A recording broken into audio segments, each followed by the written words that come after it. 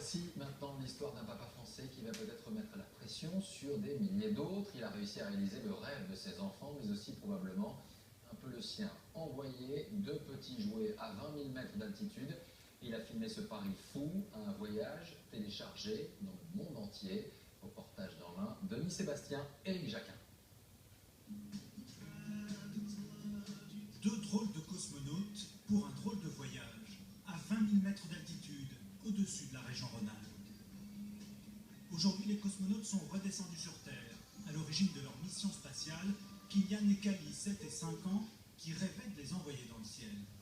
Ils ont traversé la stratosphère, la Lune, les nuages, la Terre. Nicolas, le papa, avait pris ses enfants au mot. Des mois de recherche et de bricolage, et voici le vaisseau spatial qu'il avait mis au point. Artisanal, mais très ingénieux, tout était prévu.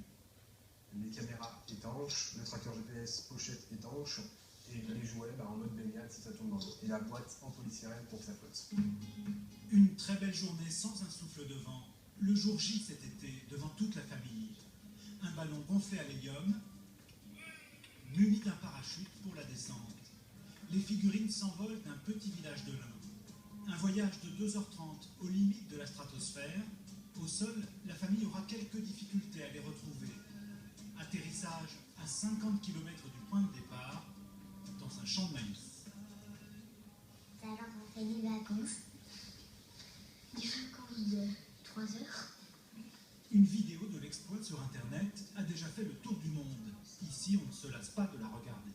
C'était le rêve de mes enfants et je me suis amusé comme un enfant. On était 3 grands-enfants. Depuis, le père de famille a même reçu des propositions commerciales, qu'il a toutes refusées. Il voulait juste faire plaisir à